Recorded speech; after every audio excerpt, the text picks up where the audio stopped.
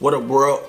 Welcome back to Ill Reviews, man. So the other day, I checked out the new special from Jerrod Carmichael. It's entitled Rothaniel.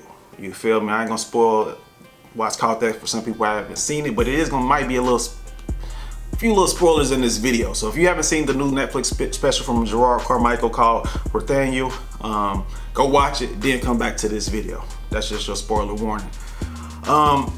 So this is my thoughts on Jerrod Carmichael as a stand-up.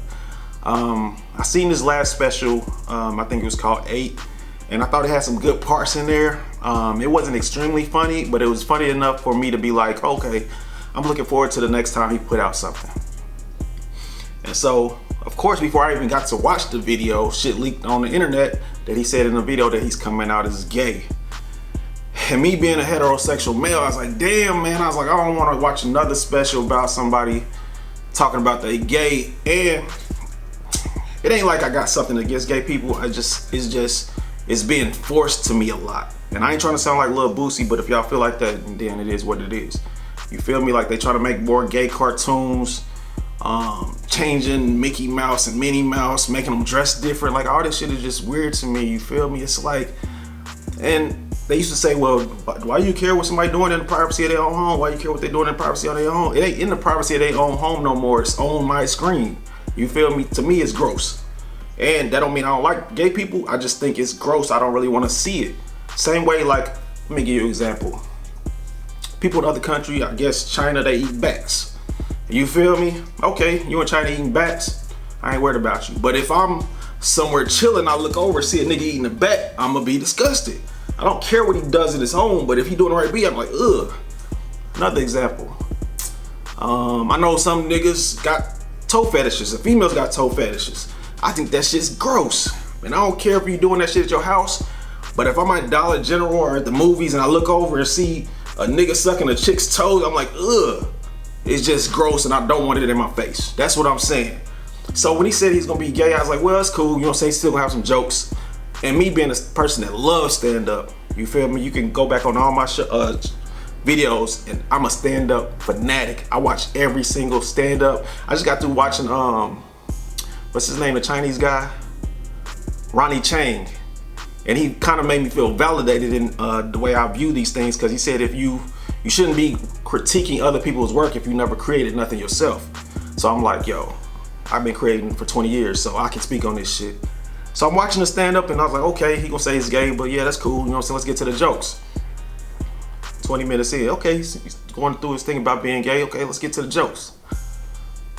35 minutes, okay. You know what I'm saying? Now he's talking about how his mother feel about him being gay. And I was like, okay, where's the joke at? Then I'm looking at the little thing at the Netflix. I'm like, it's only like 15 minutes left. And at this point, he's kind of like stuck, and then the audience start asking me questions. Could you talk to your father different about you being gay? Or could you talk to your brother different? Or do you think you need their validation? I was like, man, what's we doing, man?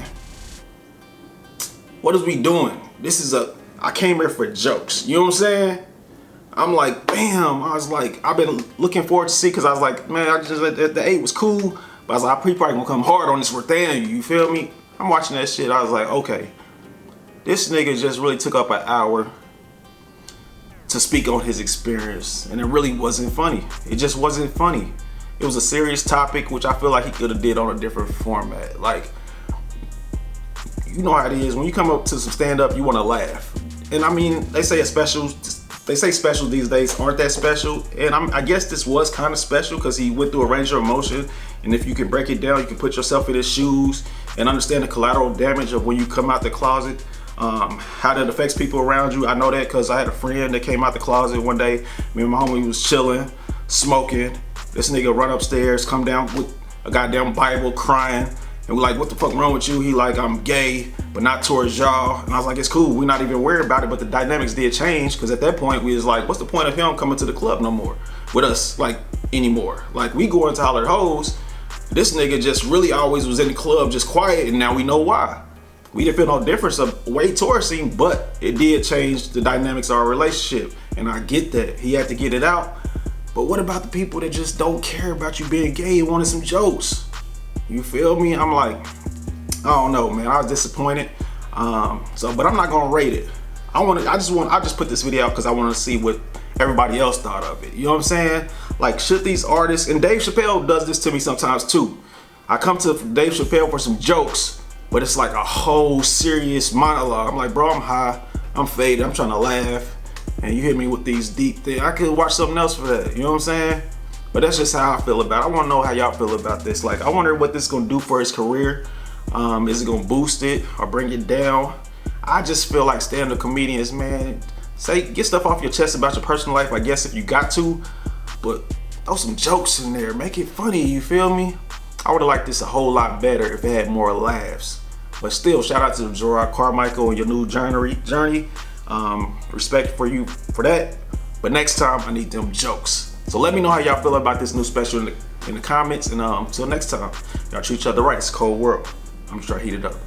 This has been Ill Reviews. I'm out.